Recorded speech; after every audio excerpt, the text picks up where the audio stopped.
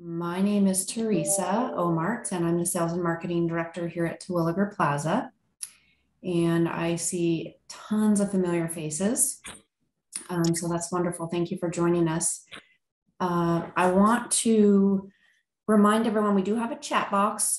When we did the registration, many people went ahead and submitted a question. So we do have a lot of questions, and Val, our speaker, has reviewed those. So we're hoping most of them get answered during the presentation, but certainly if not, then put them in the chat room, or at the end, we'll also have a question and answer time. Let's see, I want to also mention, I think Roger Wirt, I don't know if he's in yet, but Roger Wirt RSVP'd. He's one of our board members and a member who lives here. So if you see Roger Wirt and have a question for a board member, he's available. Let's see. So I also entered, let me just remind everyone too, if you're not on mute already, if you wouldn't mind muting yourself unless you're piping up with a question, that would be great. And then a lot of people on here. Hi, Nancy. Oh. I recognize your voice. Let's see. I want to introduce my team. It is St. Patty's Day. I don't know, if you notice that by what JoJo's wearing today, but JoJo is all decked out for St. Patty's Day, and JoJo's one of our membership counselors here. And then Jessica is, I don't see her on my screen because I have many screens, but anyway, Jess is our other membership counselor. And then we have Lori, our marketing assistant, and then Michael is here with us today as well. So Michael will be working with a lot of our Parkview folks on picking out their finishes and customizations, and also planning events for us. So thank you for my team, and JoJo, love the outfit. So I don't know how you see through those glasses though. Those are pretty interesting. All right, so thank you again for joining us. Some of you on this call are Parkview members. Parkview is our newest building. For those of you who might not know, Parkview is currently under construction. It will open in about August 2023. We are adding 127 independent living homes in Parkview. Currently, about 67 of those are officially reserved. So if you have an interest in Parkview, make sure you let us know soon. And then just a reminder too, we do have homes available in the Tower and Heights, and I see a few people on this call who are on this call because they have already reserved a home in Tower or Heights, and they have to move really soon because it's way before August of 2023. So, anyway, just remind you, we do have other homes still available. So at this time, I'm going to tell you a little bit about Val Thorpe, our guest speaker today. Val has over 30 years of experience in real estate in the Portland metropolitan area. She's going to share some information today, a wide variety of information about single family homes, condos, specifically in the markets where people tend to come to Terwilliger Plaza from. And then she's also going to just share some great marketing tips and tricks that she has learned over the years to hopefully help you get top dollar for your home or condo. Just to let you know, I personally have been working with Val for 25 of those 30 years.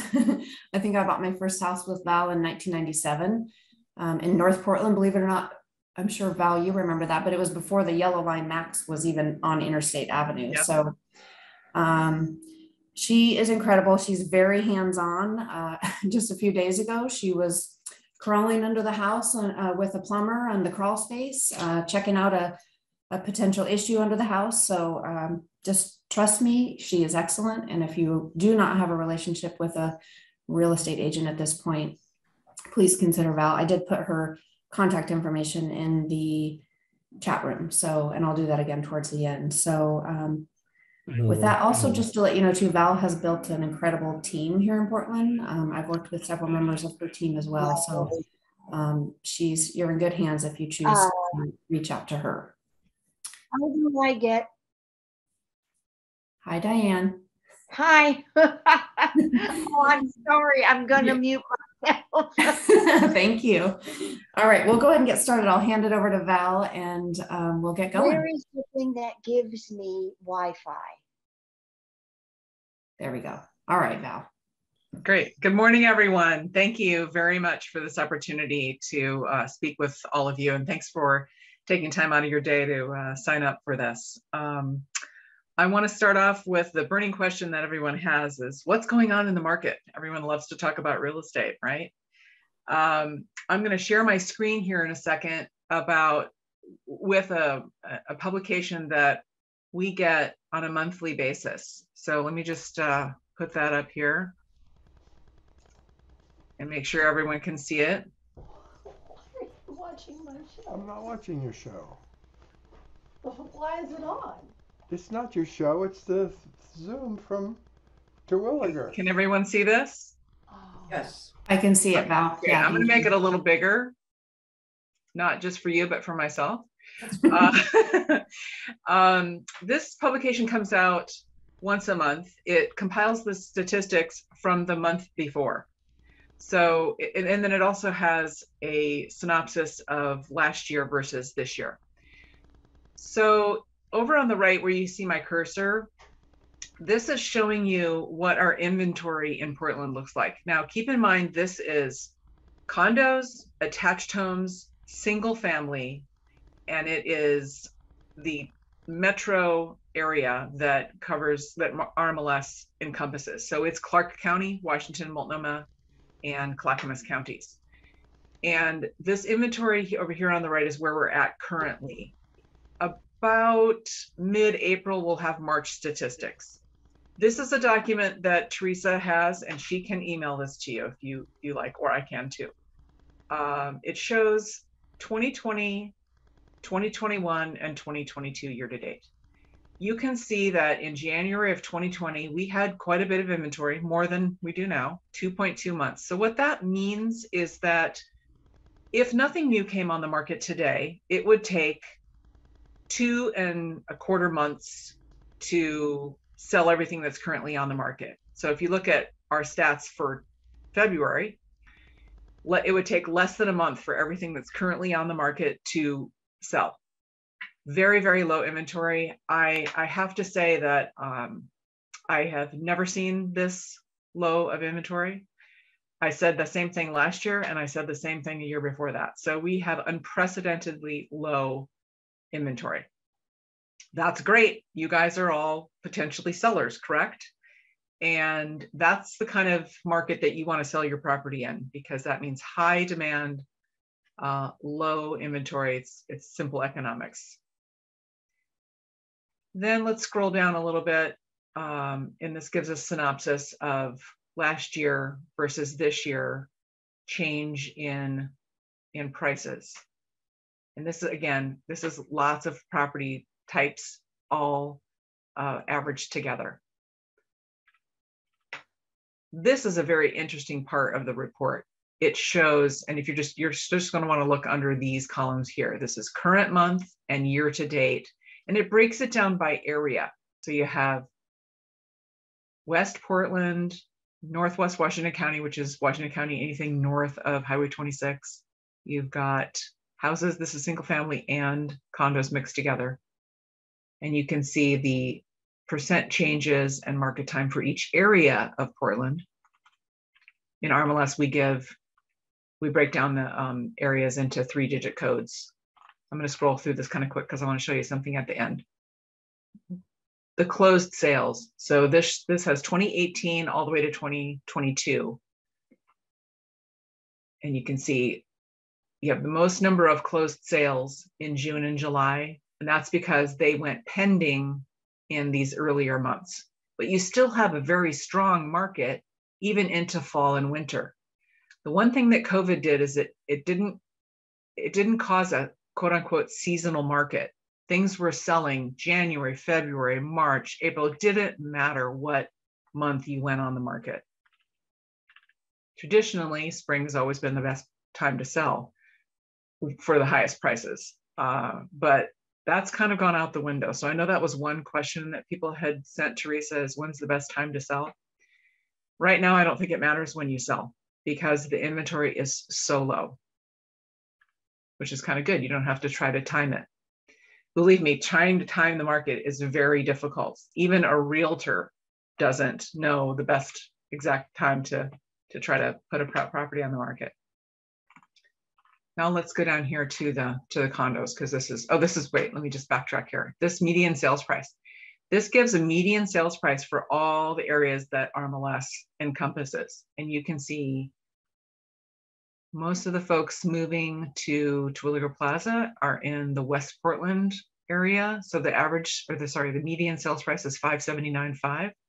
Northeast Portland, keep in mind, these areas are very large. So the West Portland median here is all the way to Linton neighborhood and all the way to the Milwaukee, Lake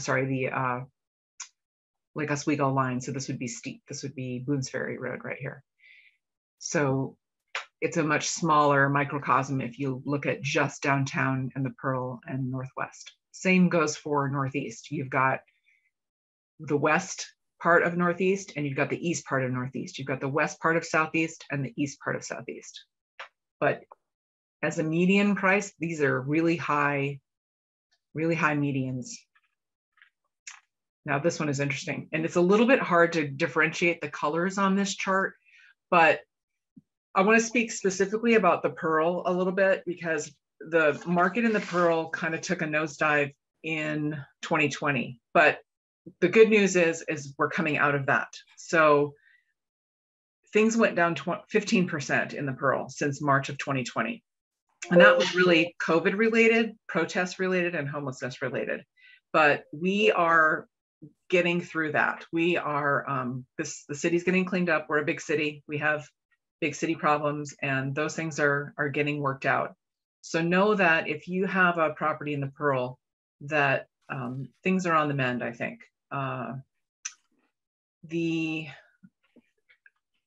There's been a sale every day recently, and there's been a closing every day. So this is really good. I think that things are going to start picking up in the Pearl in particular. So if you look at this chart, you see active listings. And again, this is citywide. This is not just Pearl on this chart. So citywide, more inventory available versus the closed sales in blue. But look here, look at what February has done. It's getting closer to the charts are equalizing. So you had a lot of inventory and things weren't selling very fast. And now we see it kind of equalizing, which is really good if you're a seller of a condo. I've talked to a couple of other agents that I work with that sell a lot in the Pearl, and they told me that the market under $500,000 is moving. And that's because the target market for those condos are millennials, and millennials are buying condos. They want the experience. They don't want to take care of the outside of a house. They don't want to take care of a yard. They want to lock and leave and go travel and come back and not have to worry about anything. And a lot of second home buyers are buying those condos as well. A little place in the city. Maybe they don't live here full time and they want to just have a place in a secure building. So that's a good place to be if your condo is going to be under 500. The over the $1 million price range is robust. It always has been robust. Those folks don't need to sell a house in order to buy a condo that's over $1 million. And we have some new $1 million plus buildings being built, the Ritz-Carlton. So those just recently came on the market. It's the middle price range that's tough. So over 500, under 900 is the tougher price range if your condo falls in there. There's ways to set yourself apart from the herd, and we're going to talk about that in a few minutes. So just wanted to show you this little publication that I get monthly. Very informative. I keep up to date on that. I want to show a little chart. Let me just share that screen with you too. a second while I find it.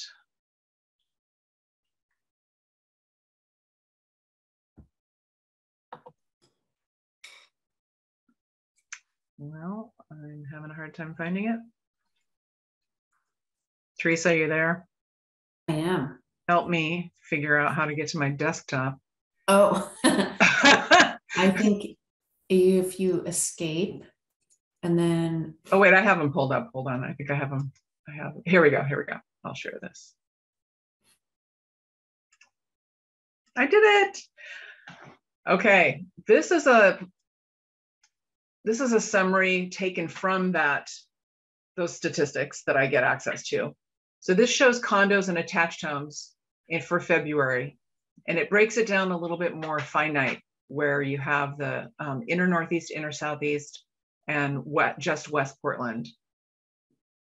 And I circled very rudimentally in red here the West Portland stuff. So 100 homes sold year to date. These are condos, and the median sales price. This is important, this inventory, months of inventory and days on market. So there's about 2 months of inventory. Remember, we were at 0.8 months of inventory for citywide, and condos we have in West Portland, we have about 2 months of inventory, and the average days on market is 38. Not too bad, really. Let me make this just a little bigger here. Now we've got single family homes. So inner Northeast, inner Southeast, West Portland, and Northwest Washington County. You can see the days on market markedly different. 0.8 months of inventory, just like the citywide average, and 14 days on the market, 15 days on the market, 37 days on the market, 24 days on the market. Pretty low for single family houses. So we haven't experienced the same issue with single family as we have with condos, but don't despair. There's ways that you can mitigate those issues and overcome that hurdle. I wanted to show just one little thing that I did. Let me share this.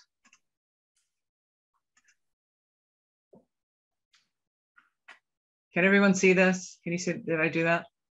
Right? Yes. Okay. Yeah, Pearl 97209. Yep. So I just did a search. I wanted to see what's on the market in the Pearl in 97209. Keep in mind that 97209 zip code goes on the west side of the freeway just for a couple of blocks. So it's a little skewed. I could have gone through here. I didn't have time, but I could have gone through here and taken those out.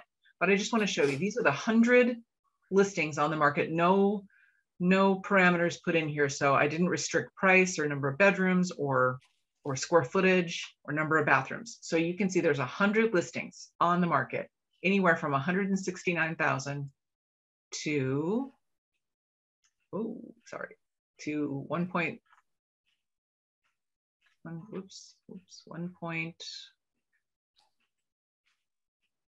5 million, up to 5 million. The median days on the market of these 100 listings currently listed is 53 days. Median list price of every condo, $563. But look at the pendings. We've got 58 pending sales. So these are properties under contract, not closed yet.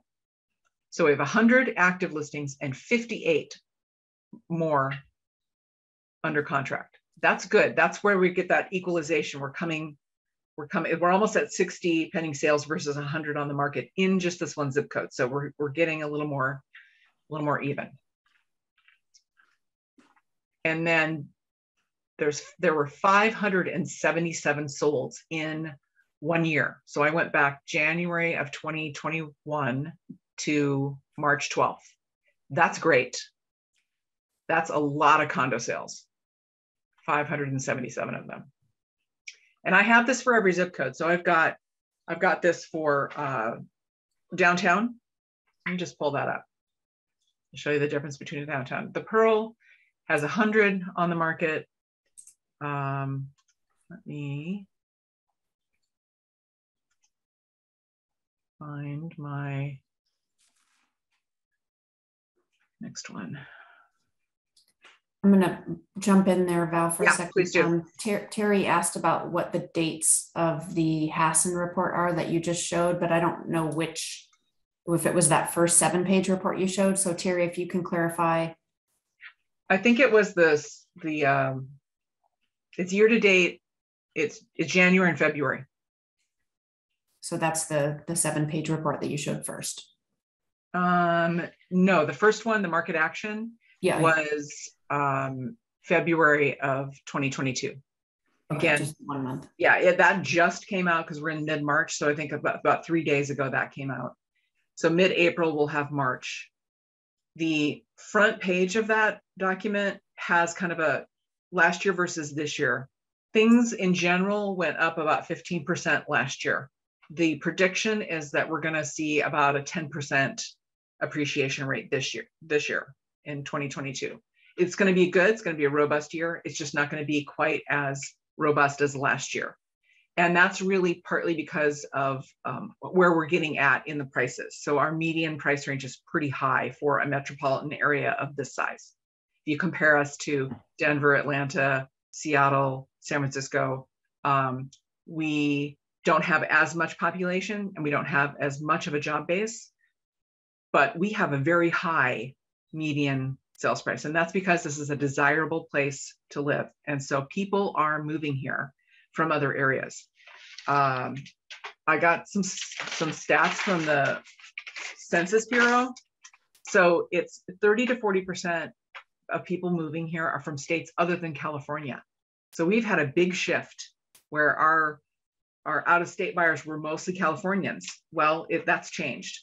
And that's because they can afford to buy something here in comparison to San Francisco or in comparison to Boston or Atlanta or Denver. I've had quite a few Seattle folks move here. They can work from home. So that's changed a lot. That's changed our market. I sold 3 houses in 2021 where the day that my client saw the house was the day I gave them the keys. So there's a lot of that happening. And then we're going to talk a little bit about marketing to those folks when we get a little deeper into the webinar. There's been a huge migration of people. The stats are 2015, from the year 2015 to 2019, 100,000 people moved to this region. And there's been about 20,000 every year moving to the region. Now, they don't all come to Portland, but the highest percentage of those folks do come to the Portland metro area. Those stats are not available yet because, of course, the Census Bureau hasn't put them together. Is it a trend? Is it a trend or is it a blip? Well, we don't really know. Another question that was on the list of questions that you emailed to me, Teresa, was is there a market correction coming? Well, I don't know. I can't answer that. I kind of thought there was going to be a market correction a couple of years ago, but COVID changed everything. So, oh, we're getting a little feedback here. Oh, there we go. If I could predict the market, I'd be a very wealthy person. I don't know what's going to happen. I think we're going to have a good year this year, and that's all about as far as I can predict. I go to a lot of economic seminars and I read a lot about other areas, not just Portland, because we follow behind other states. So when things go down in California, we follow later. We're slower to react to that. When things go up in California, we are slower to react to that. We go up a little bit later. So that's kind of what's been happening, at least I've experienced in the last 30 years. So I can't really tell you what the future is going to be like. I can only tell you what it is right now and what it has been.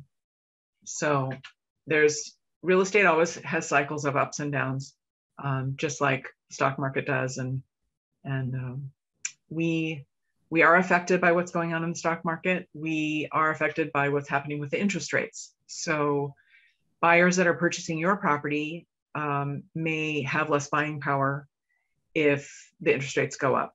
If it's a cash buyer, don't have to worry about that. And there are a lot of cash buyers in Portland. Val? Yes. question on one of the reports you showed Northwest Washington County. Yes. Is that the report that was from January 2021 to March 12th? Or was that the Market Watch? That one is January, February. It showed Northwest Washington County. So Northwest Washington County is basically still Portland City, but it's Washington County. So it's the areas north of Highway 26 out to the Beaverton line.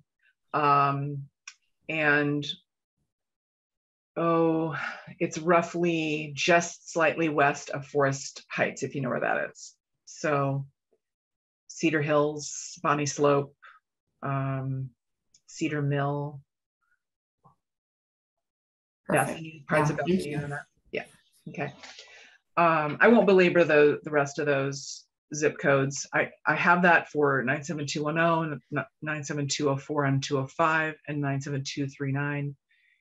And it's similar. What I'm seeing is there's not very much inventory in 97210, but there's also less condos in 97210. So that's why you see those numbers a little lower. Are we ready to go to the PowerPoint, maybe, and just talk about the downsizing?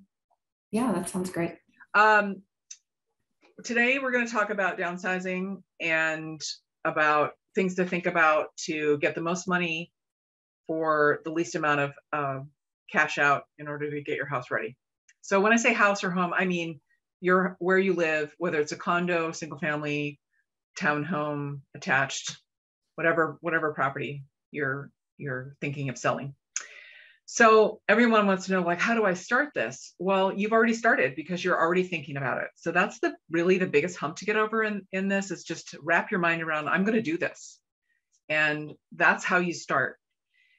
You're not alone. The 2020 to 2022 have been the greatest years of migration and change for many, many homeowners. People are moving out of big houses to smaller places. They're moving closer to family. Their family is moving closer to them.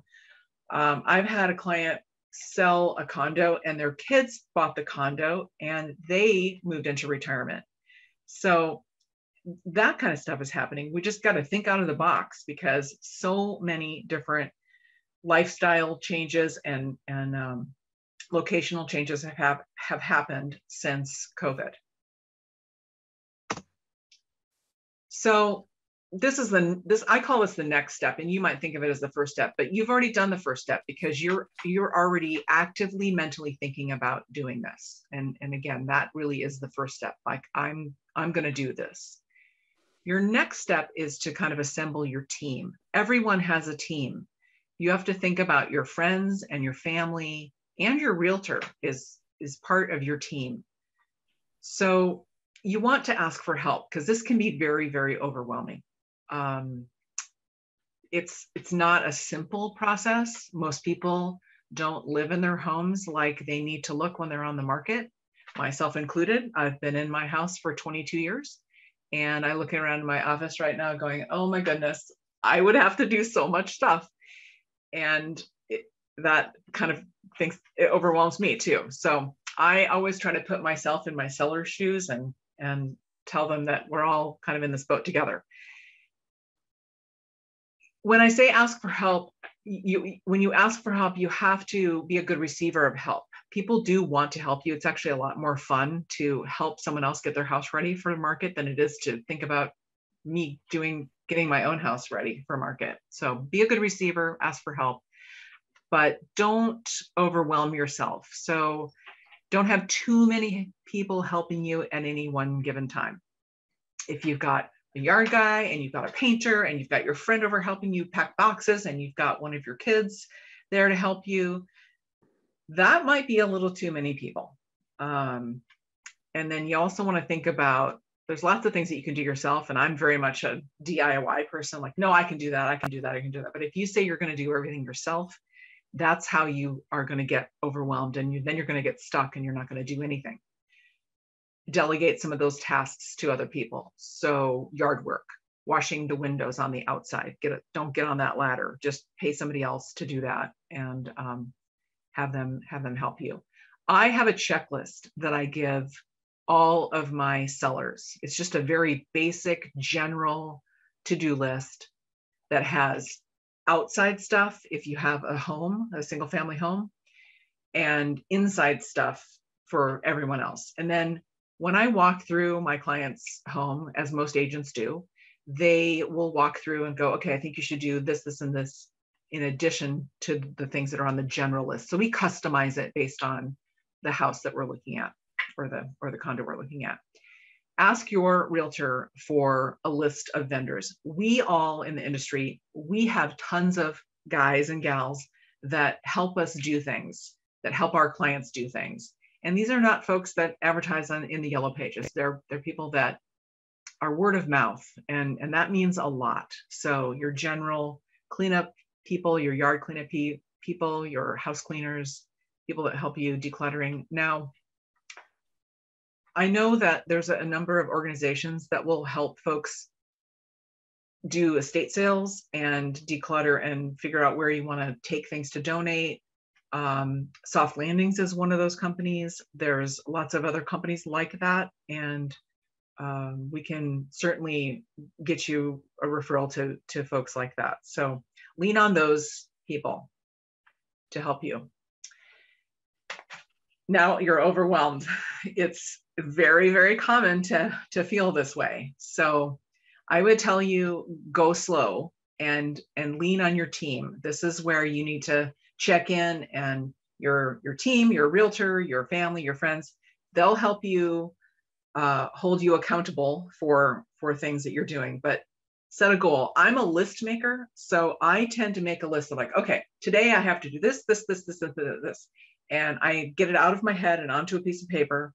And then as I complete those tasks, I cross them off. And that gives me a sense of success.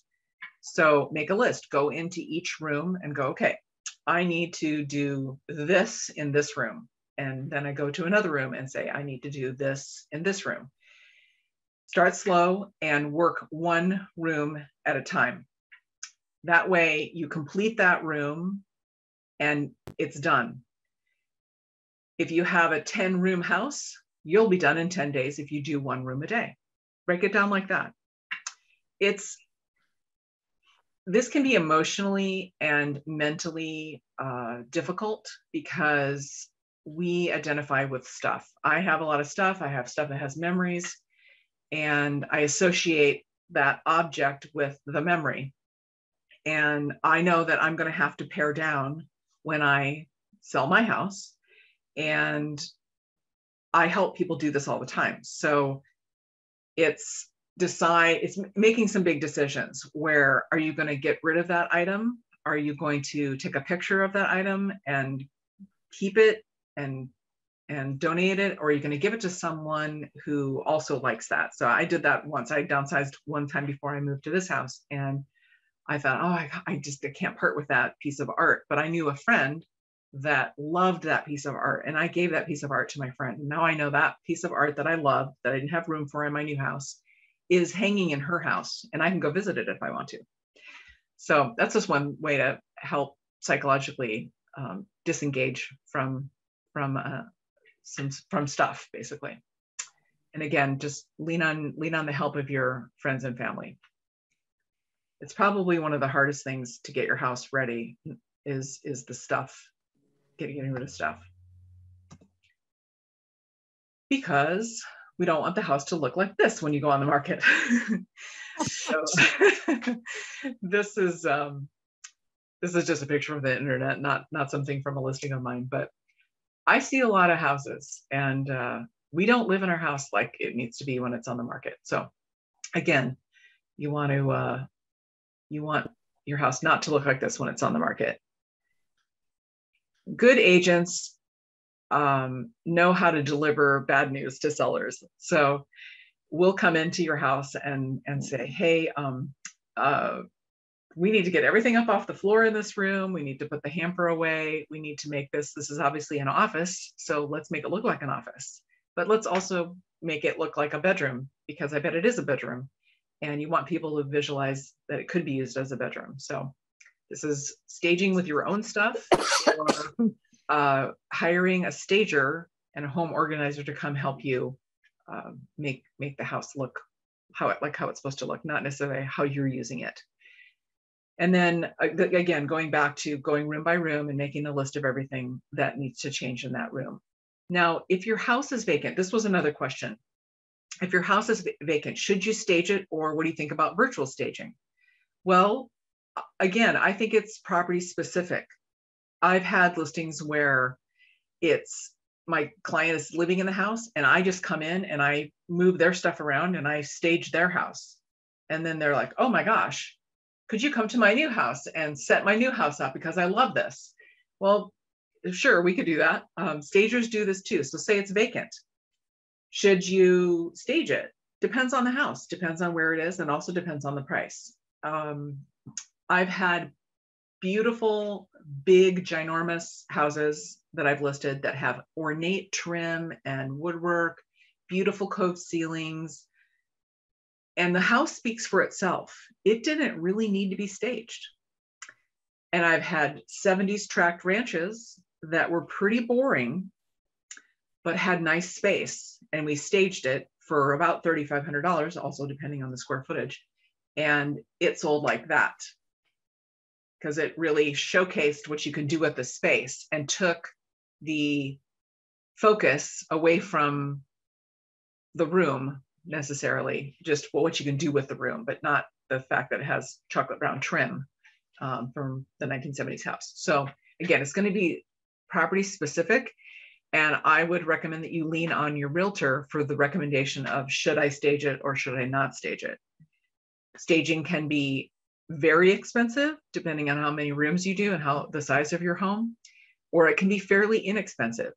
You usually make your staging money back.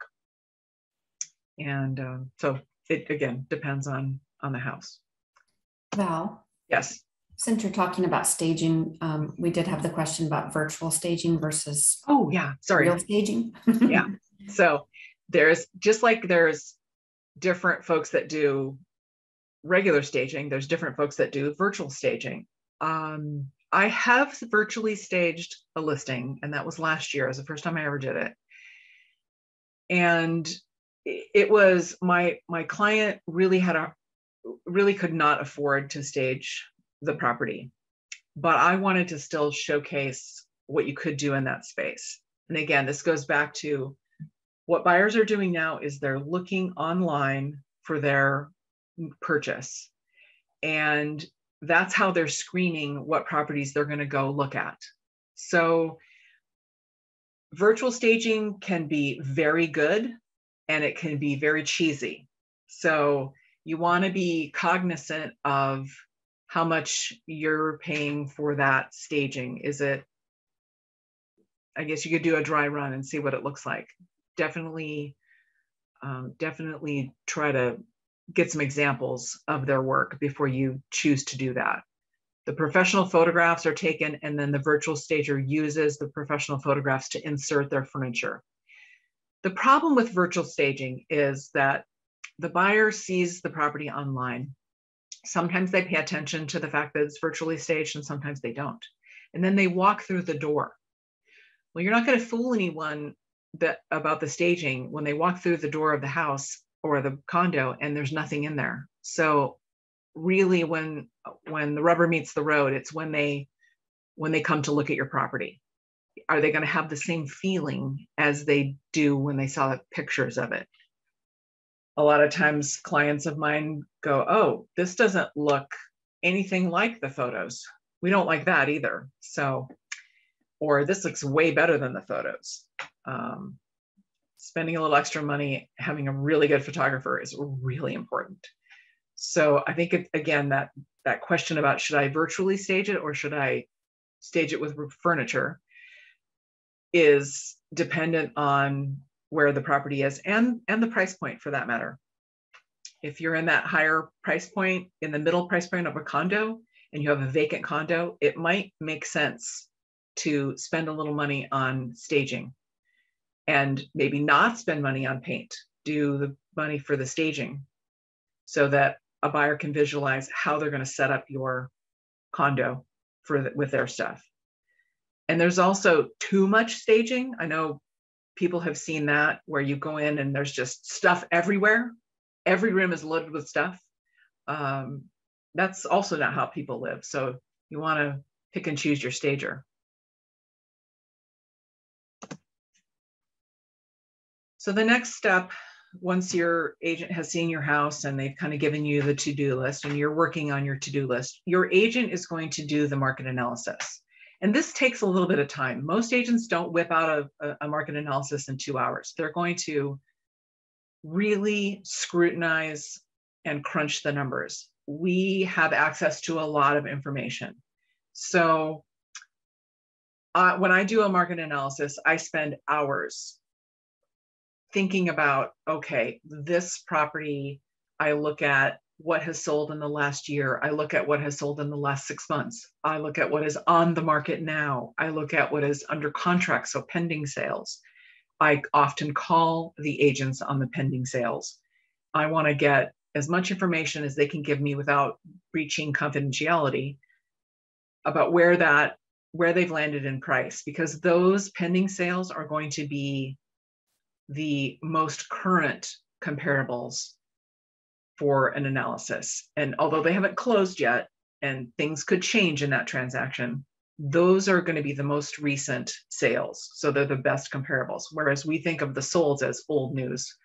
But we still use those because buyers and appraisers use our information to come up with justifying a price, either the price for the buyer's bank or the price that the buyer is going to offer in their offer.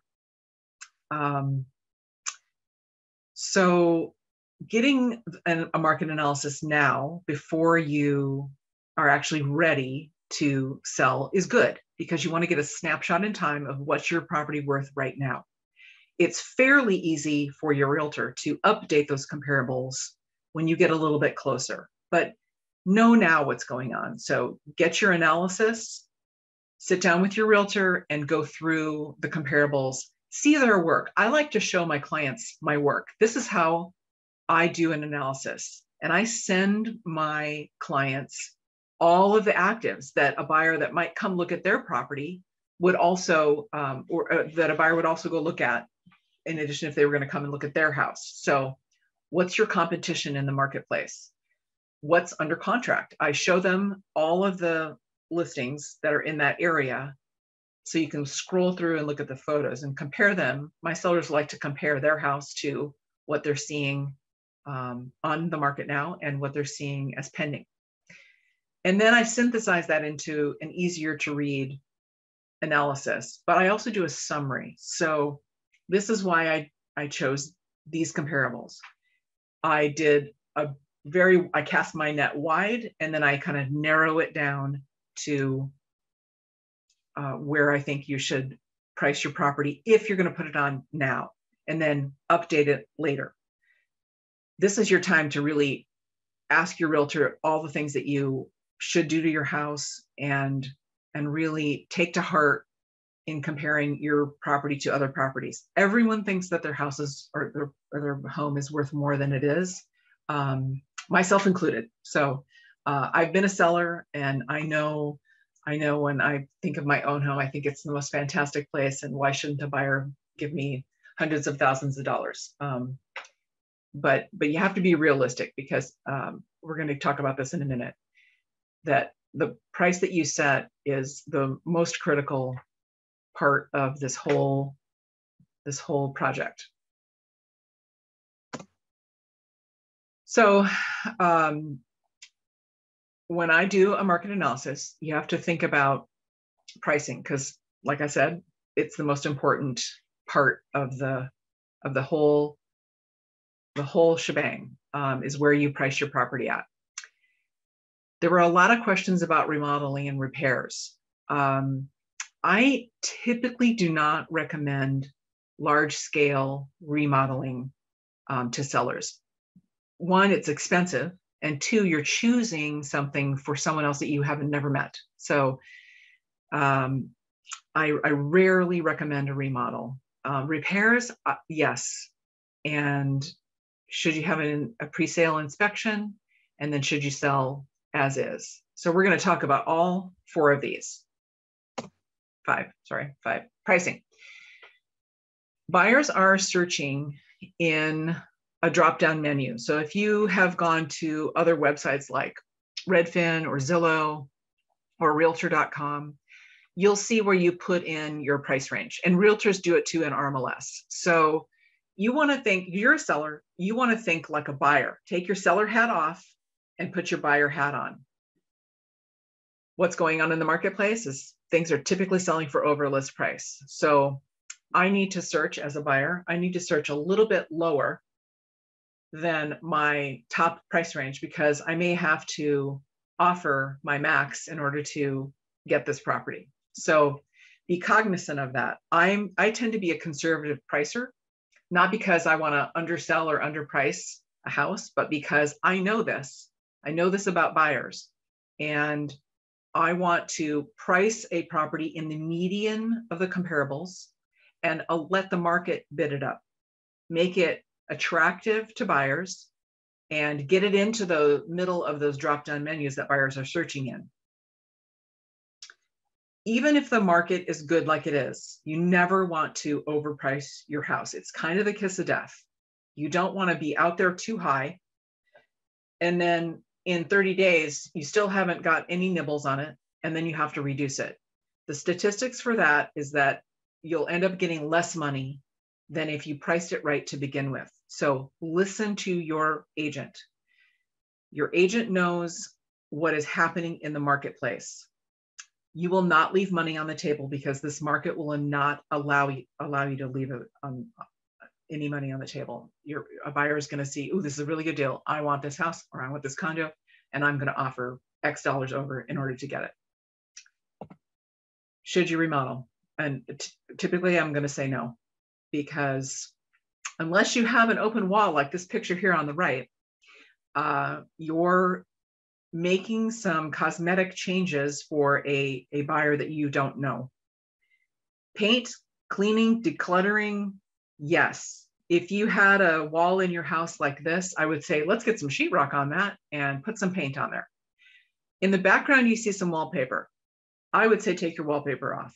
If I came to look at this house, I would say, let's get the wallpaper remover in here. Let's take that wallpaper off and let's paint this room white. Those are the kind of things that I tell my sellers to do. It takes years for larger scale remodels for you to recoup the money on a large scale remodel. I think windows, like if you're going to put new windows in a house, it might take 7 to 8 years to recoup the cost of that. But if you paint, you do yard work to increase your curb appeal, you do decluttering, and you do a super deep clean on your house, those are the types of things that you will make money on every dollar that you spend. And that's national statistics have proven that. Should you do repairs? I tell my sellers, do repairs. Anything that you know that's broken, not working, or you've got some rotted wood here and there, you got some deck boards that are rotted, you've got a fence that's fallen over, you've got one little eave board that needs to get taken care of, I say do it. It's a small expense right now to fix, and you overcome any objection after a home inspection. Plus, you also control who does it and how it's done. So I typically do a walkthrough in my seller's property and go, okay, I think you should do these few little things. I don't crawl in the crawl space for every single house, but I needed to see something for myself. So I did that. So yeah, I'm a firm believer in fix it before you get into a transaction. The most uncomfortable situations are a buyer has a bunch of inspections, and buyers do lots of inspections these days. A very uncomfortable situation is, oh my gosh, all these things I didn't know about are wrong with my house. So you can avoid some of that fear on the part of a buyer and surprise on the part of you by doing some things ahead of time. We'll talk a little bit about pre-inspections here too. So there's pros and cons to having a pre-inspection. Myself as a realtor, anytime I've sold a property, I do a pre-inspection. I don't want a surprise. I don't want a surprise when I sell a property. And it protects me. I'm in the industry. I should know these things. I should disclose these things, and it is full disclosure. So you have to give that inspection report to the buyer, even if you fix all the things that were wrong. And that's okay. Because if you fix the things that were wrong, you can do a re-inspection and show that all these things were fixed. You can save time in a transaction. So you have the inspection and you find, oh gosh, there's this, this, and this. Your realtor can help you get going on correcting those items. That way it's done and you don't have to negotiate with a buyer, because buyers tend to think that a repair will cost twice as much as it does. So for instance, a roof. Oh my gosh, that's gonna be $20,000. Well, that depends on the price of your house, or sorry, the size of your house. It might only be $8,000. Can you find a roofer in the amount of time that you're trying to close your transaction? So you can kind of get ahead, or you can say, I'm gonna give a credit for that. So that at least the buyer knows that you've addressed it up front, it'll be taken care of, and they have a bid to back that up. So yes, the buyer will know everything that was wrong with your house. It's another expense to factor in, because inspections are not free. They are also dependent upon the size of your property. Condo inspections tend to be very inexpensive, and home inspections tend to be fairly expensive if you have a large home. So $500 to $600 up to $800, depending on the size of your home. Buyers are going to do those inspections. So why should you do it? Well, you would do it just purely for your own knowledge and for helping you with your disclosure and for getting ahead of the issues and preventing a sale fail. In Seattle, how they market property is they put the property on the market and they say, for these 2 weeks, this property will be available for home inspections, and offers are due in 14 days. So buyers are expected to have an inspection before they make an offer on your house. Is Portland going that way? I don't know. I think we're going to see more properties have pre-inspections, and we're going to see maybe buyers waiving their right to do inspections because you've already had one. So the waiving of inspections is already happening in some parts of our market. And that's a big way for a buyer to get their offer accepted. So that could happen to you as well. Val? Yes. Question on how far in advance should you do a pre-inspection?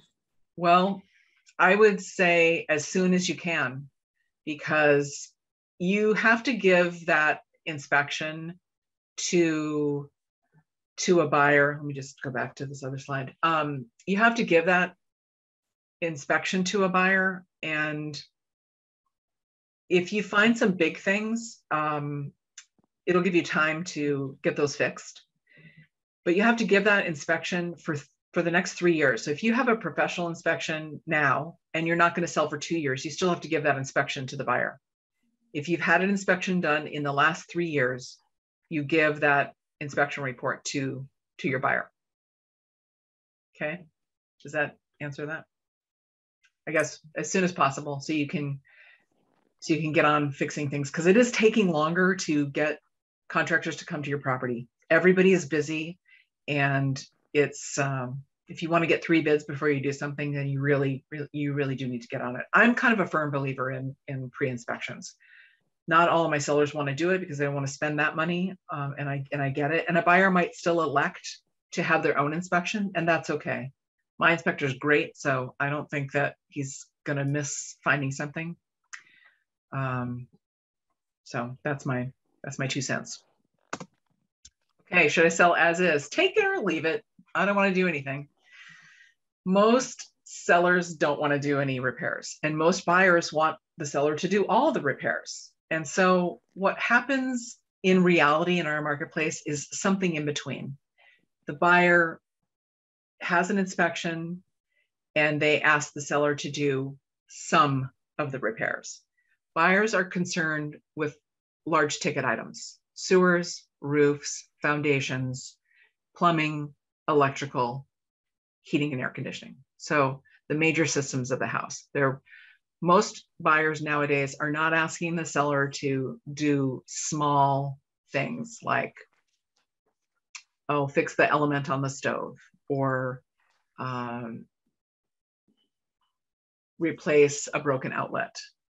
They're negotiating sewer line replacements, or radon system installations, or roofing, or partial roofing, those kind of things. So the pros and cons of selling as is. The pro is you don't need to get bids. You don't need extra time. You can sell pretty quickly. You might attract a cash buyer and you'll be able to close quicker. The cons are you might get less money. In fact, likely you will. Saying in your listing, I'm selling as is and I'm not doing anything. And it could just be that your house has got some cosmetic challenges. Okay, but the buyer doesn't know that. And if you haven't had a pre-inspection, you don't know that either. So you say that in your listing, and the buyer's realtor is part of the filter system, right? The listing agent is a filter to the seller and the buyer's agent is a filter to the buyer. The buyer's agent sees that, oh, as is, oh, my client doesn't have any extra money. They're using all their money to buy the property. We're going to skip going to that house. There's probably something wrong with it. You don't want to create that impression. So I would say nothing. Even if you really want to sell as is, you just say nothing, because the buyer's going to have an inspection regardless. You can decide on what you're willing to do once the buyer's done doing inspections. I would say to not limit your number of prospects coming to your property. I would limit what you're willing to do once you get past an inspection. One part of the cons is part of the pros. You might attract a cash buyer. Cash buyers tend to want a little bit of a discount because they're going to be able to close quicker, and they have less contingencies because they're not getting a loan and they're not doing an appraisal.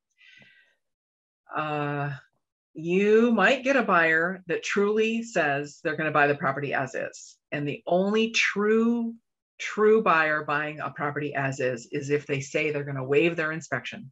They're going to buy your property, they're not going to do any inspections, and they're going to move right to appraisal or right to closing once the title report has been drafted. Those sales are rare. So you're probably better off being willing to negotiate a repair versus saying up front, I'm not doing a thing. One of the reasons people say they want to do as is because they think they have to write a check for the repair right now, once it's found. Most large ticket repairs, or pretty much all repairs in a transaction, are paid after closing. Unless you have the cash to do it up front, you can pay those through your escrow. So roofing has to happen. The roofer comes, the roof is done. The buyer sees that the roof is done. Everyone goes to closing, and on the seller's closing statement is $5,000 to Acme Roofing, and it's paid by the closing company. So that can alleviate the worry about, oh my gosh, how am I going to pay for this sewer line replacement or this roof or this radon installation? It can be paid at closing. Most realtors have relationships with their vendors that they'll accept payment at closing. And you don't want to ever create the perception that something's wrong with your property, unless you know that it is, and then you want to disclose it. So my feeling about the best marketing strategies are condition, pricing, exposure. Condition, get your property ready, clean, decluttered, or vacant. And let's stop there for a second, because if you're living in your property, it's obviously not vacant. So are you moving to Terwilliger Plaza? Do you want to sell and move to Terwilliger Plaza? You can do that. You can stay in your property, sell, And if your unit is ready at Terwilliger Plaza, then you move into it after closing and you pay your membership fee. But let's say you don't want to be there. You're worried about COVID. You're worried about people coming into your house or your condo, and you just don't want a whole bunch of people in your property. Okay, I know that Terwilliger Plaza has a policy to help me out here, Teresa. The promissory note. Yeah, kind of a bridge loan almost. Yeah. So there's a way to make it good for you, get moved, and put your property on the market when it's vacant. I typically tell my sellers to be gone. So we're going to get to that when we talk about exposure here, but let's say you can't do that. Let's say you don't want to do that. Let's say you want to just stay there and you want to know when you're closed, you want to know how much you're getting.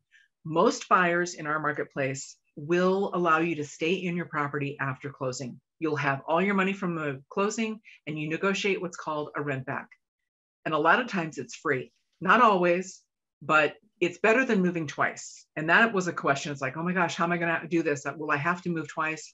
Well, you can time that part pretty well. And you've got some options with Terwilliger Plaza to make it a little easier. So condition clean, decluttered or vacant, windows washed, paint touched up, repairs made, and staged or not staged, depending on what you decide to do. That's not 100% critical. It's critical if you're living in the property, though, that you stage your stuff in such a way that makes it look best for when you're on the market. Pricing, again, not to belabor this, but it is very, very important to be correctly priced. Overcome objections with pricing. So your house is on a busy street, or you're next to an apartment building, or it's got big power lines near it or behind it. Those kind of objections can be addressed in pricing. Same with condos.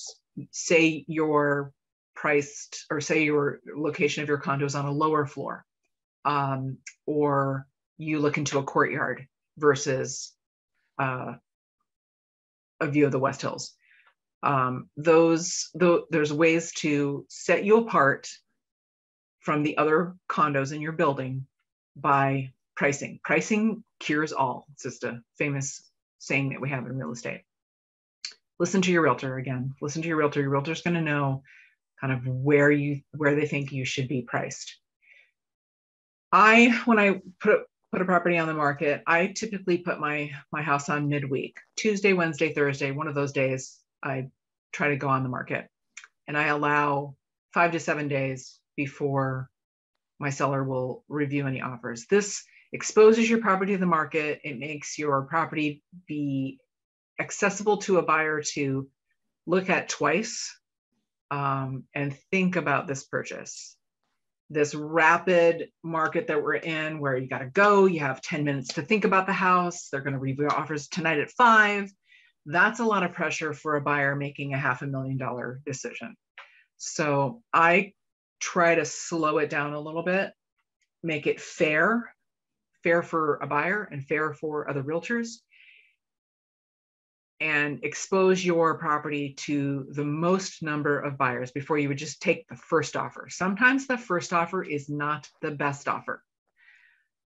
Sometimes it's the only offer. So you have to just kind of figure out what's right for your property and your situation. If you can be away from your house during that showing period, that would be smart. One, it won't inconvenience you. You won't have to leave every time someone wants to show it. You kind of feel like you're on call, that anybody can call you at any moment, and your house has to look perfect. So you can't really live in your house. So it's best if you can just go stay with a friend, go to the beach, take a little trip, and let your property be shown the earliest in the morning and the latest at night, the hours that you set, and just maximum exposure. It also prevents you from being exposed to COVID. So we're still taking all the same precautions that we have been when showing properties, especially an owner-occupied property.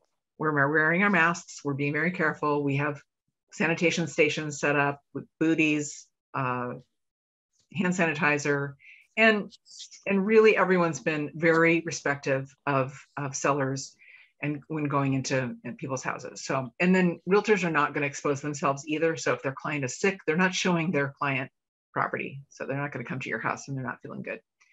And then I set an offer deadline. So I say, okay, you know, we're going to be on the market from Wednesday to Monday, and then Monday night or Tuesday offers are due, and we're going to review them Tuesday night or Wednesday. And this, again, lets the buyer know they have until this time to think about it, and they can see it twice, and they can amend their offer if they change their mind after their realtor communicates with the listing agent how many offers are there. And you can make it as fair as possible and be non-discriminatory. We are not doing the buyer letters, although it's in litigation for potentially being able to do them again, the little love letters about why the buyer likes your house. So the reason those went away is because of fair housing. We didn't want to discriminate against someone because of their color of their skin, their religion, their last name, whatever reason. We, oh, I want to sell to someone with kids, or oh, I don't want to sell to someone with kids, or we don't want to discriminate. And so, the city of Portland for damaging her reputation and mishandling the withdrawal. I got some feedback. So we want to make sure things are fair and that we don't discriminate against anyone when we're picking who we want to, for whose offer we want to accept. You want to think about the merits of the offer, not who's buying the property. So you've done all the hard work. Your house is ready to go on the market. Follow the lead of your realtor. Be patient. The waiting part, once you're on the market, is kind of the hardest thing, because it's like, oh, what's happening? Like, who's going to my house? And do we have any offers yet? And oh, you know, what if it doesn't sell? So you just have to trust the process. Again, your realtor is going to communicate with you. You're going to know how many people come to your house. It's very secure to have a lockbox on your house. That's another question that people have, is like, how secure is this? How can I maximize my security? Know that we do this every day. This is our job 100%. And we pay attention to these sort of things. So lean on your realtor and lean on your team to help you get your property ready for market, and then sit back a little bit and trust the process, let it happen. And hopefully it'll be successful. So it doesn't, the same market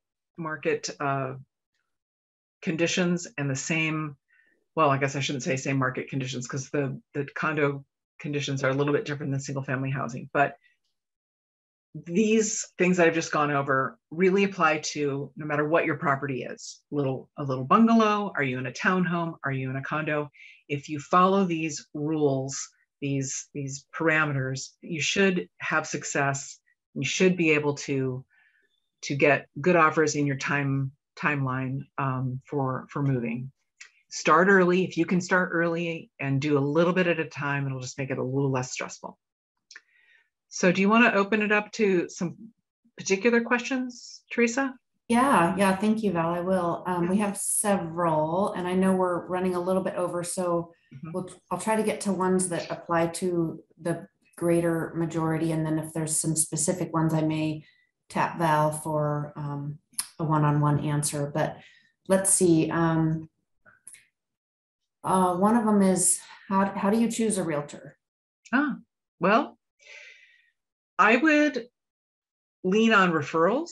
So there's someone close to you that knows a realtor. Everyone knows a realtor. Everyone knows 10 realtors. I would get a referral. If I was going to a new area and I didn't have a realtor, I would ask around. Hey, who have you used? Did you like them? What did you like about them? I would interview a couple realtors at least. You're going to click with someone. I can't be everyone's realtor. And so I go on listing presentations and I meet with buyers all the time. And I don't get every single one of those listings. I don't get every single one of those buyers. And that's normal. We know that. you want to click with someone that you like, you want to click with someone that you connect with.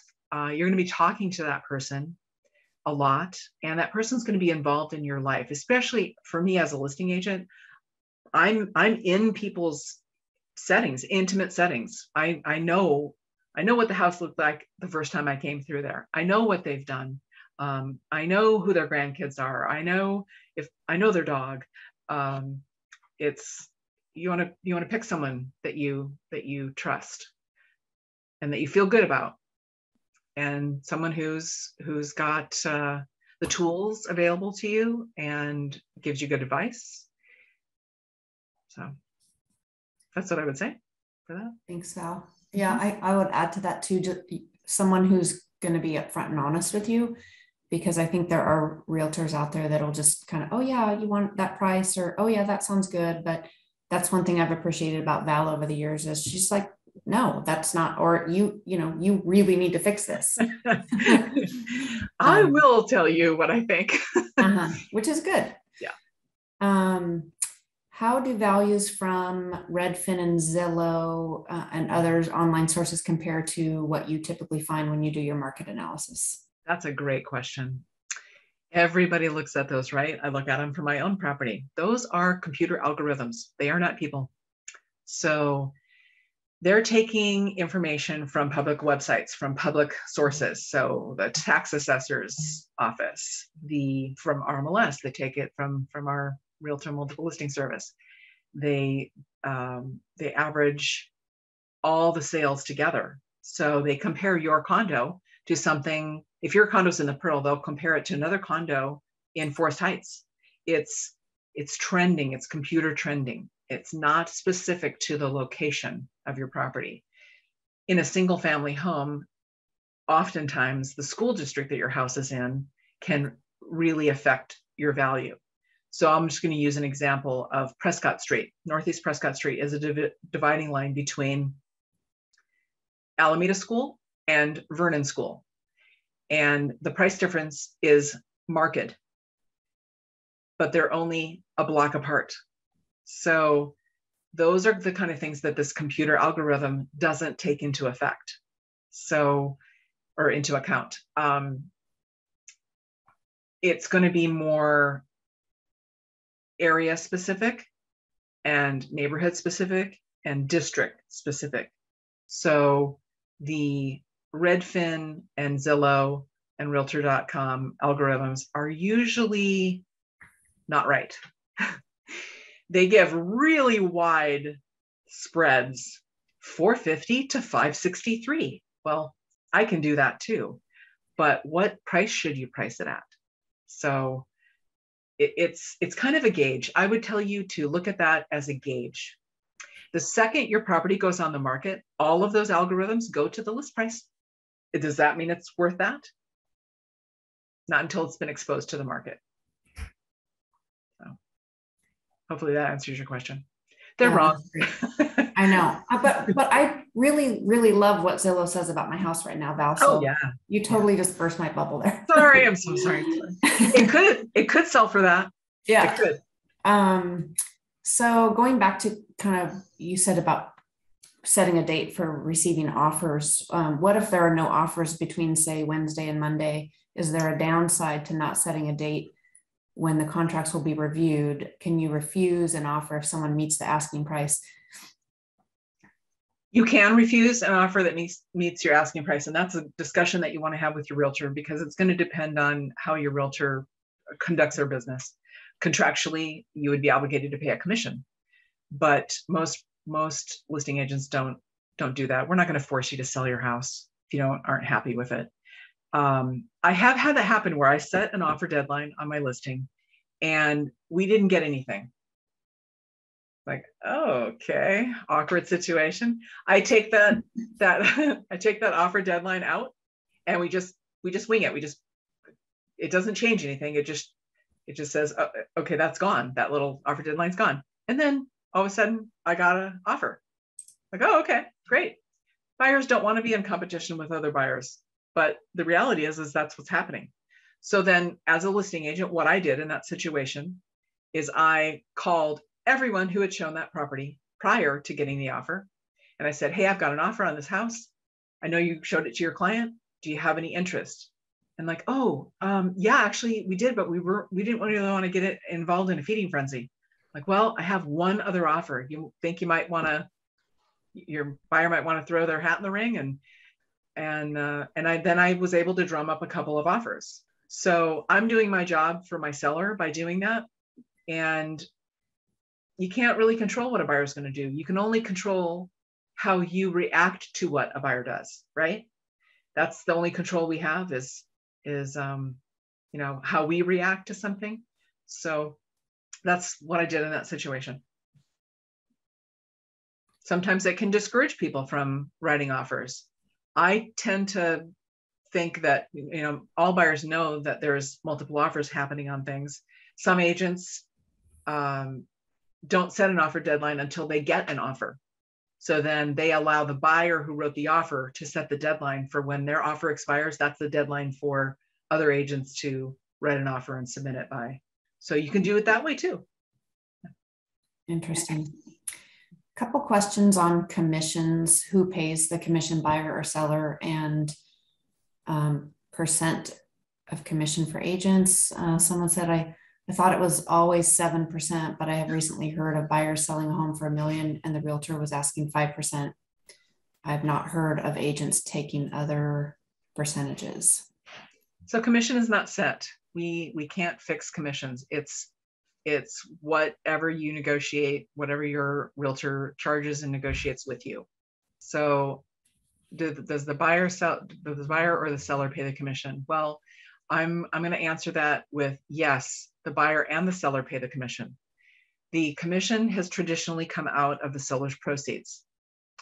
But indirectly, you have to think that the buyer is also paying the commission because they are negotiating a price with you that includes the commission. The comparables all have commissions on them.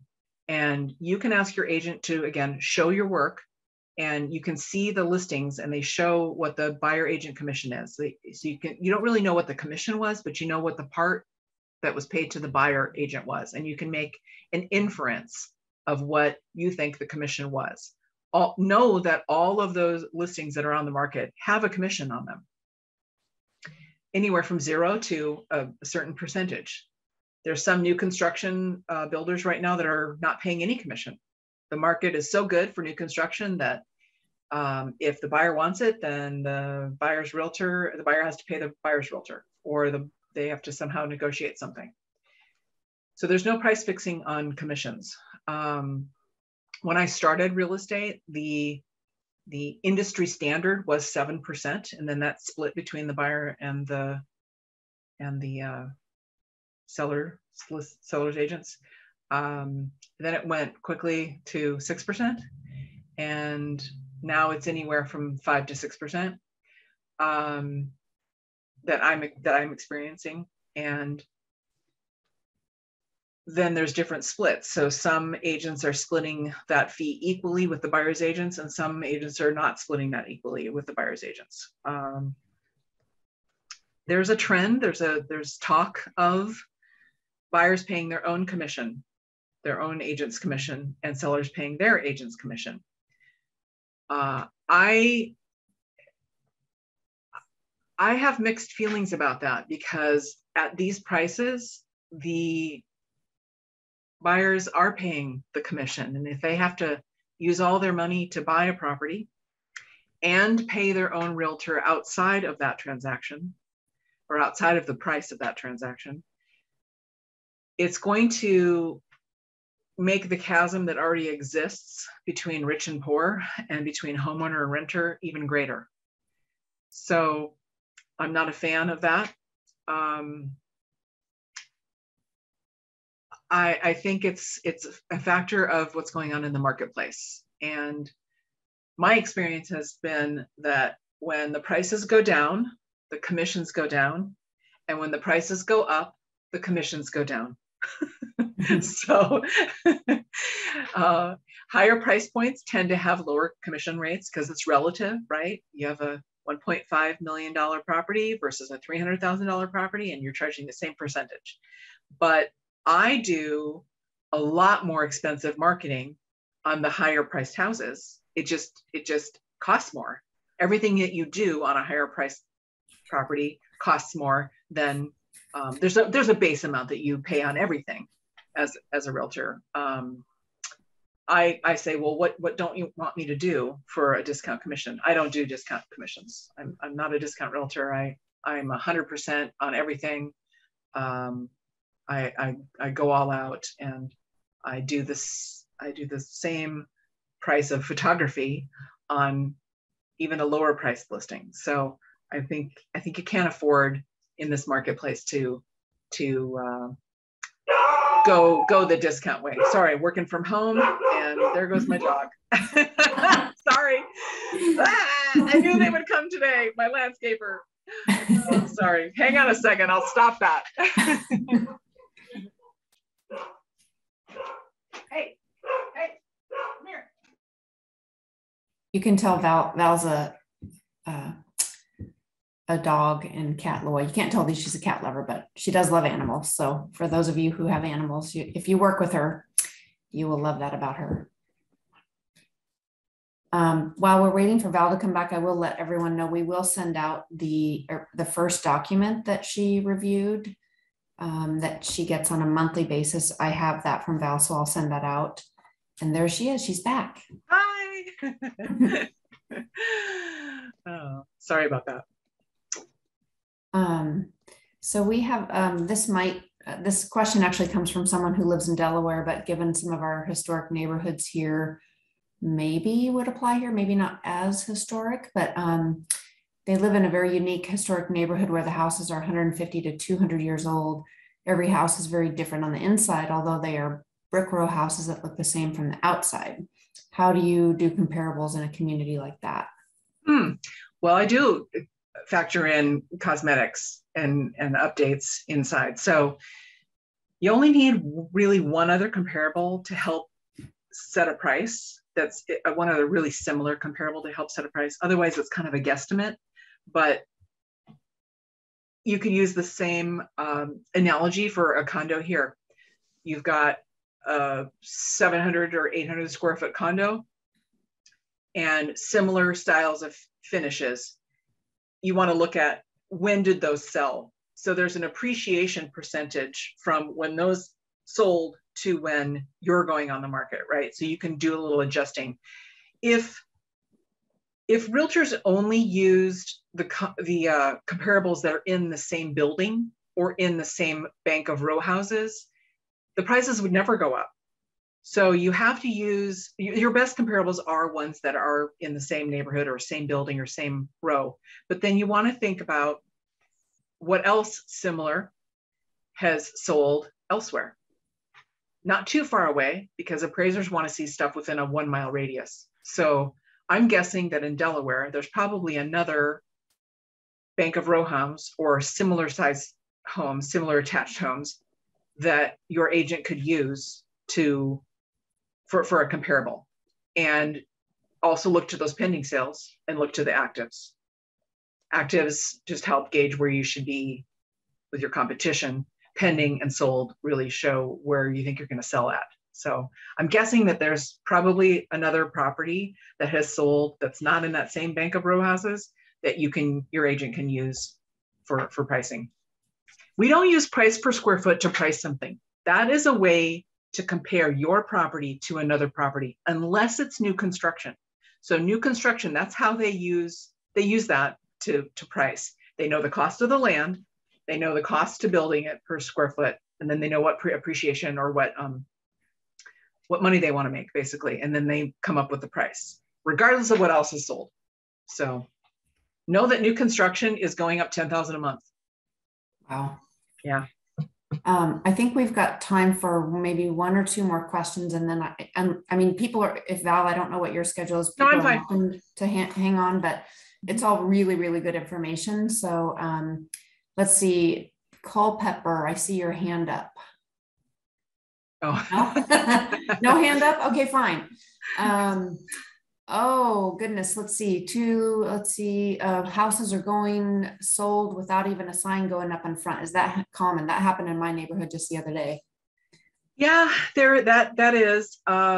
there's, once you start this process and you tend to talk and say things and other people talk, and then the telephone tree happens and people get wind of what you're thinking of doing, you can pretty easily, when the market's like this, sell your house off market. You can do that, but I think you're doing yourself a little bit of a disservice that way. One, I'm also a firm believer in putting it out there to the marketplace and exposing your property to other realtors and other buyers.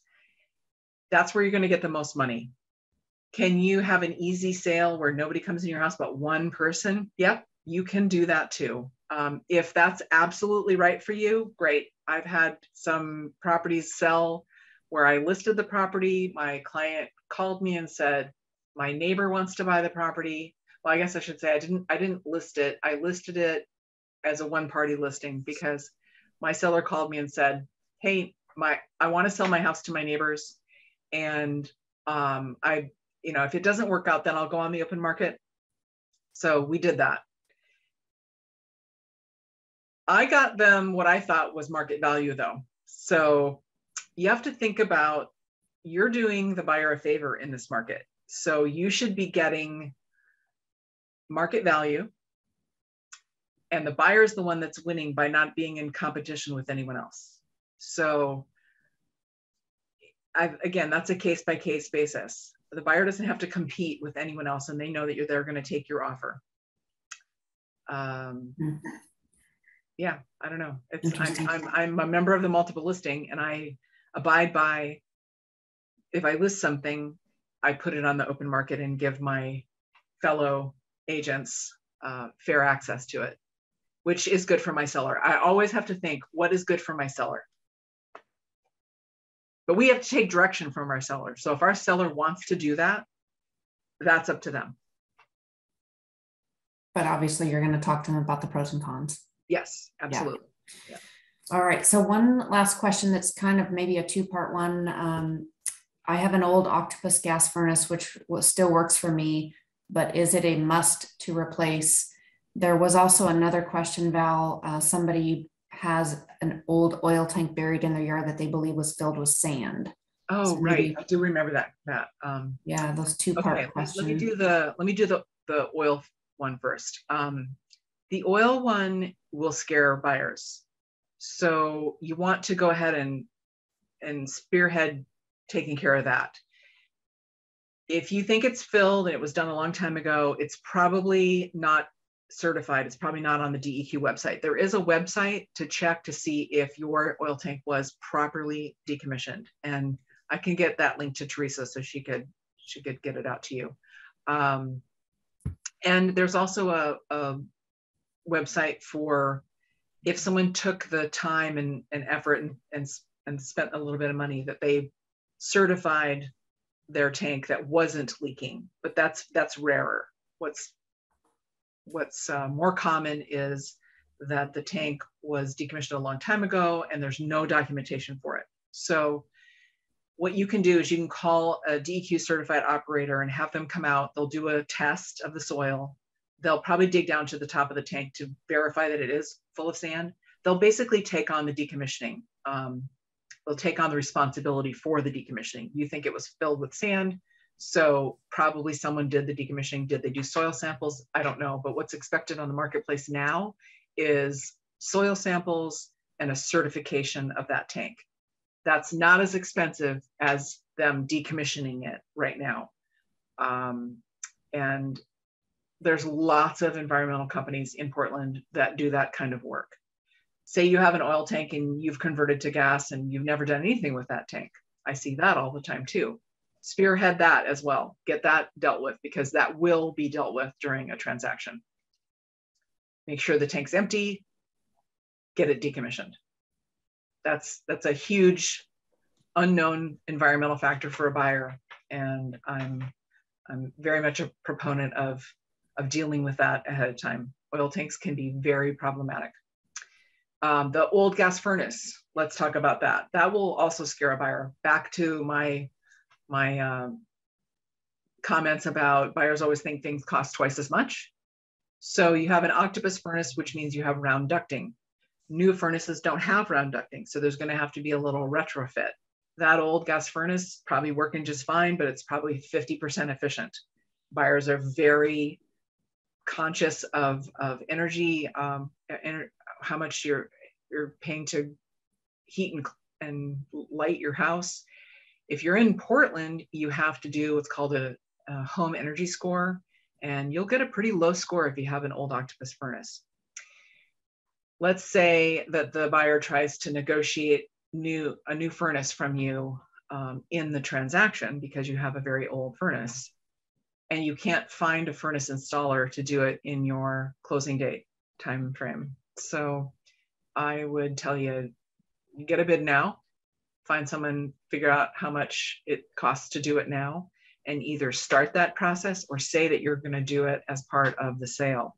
That will attract more buyers, and buyers you'll overcome that objection, right? You've got an old furnace. Nope, I'm contracted. We're putting a new furnace in during the transaction, and then you can pay for it when you're in the transaction or at the closing.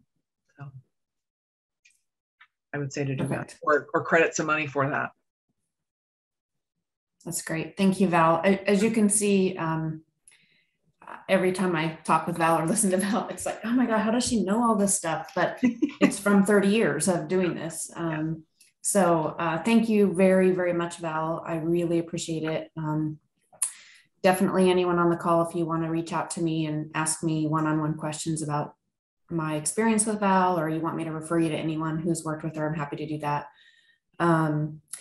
So a couple quick things. On March 30th, we do have an artist in residence reception here at the community at 1:30.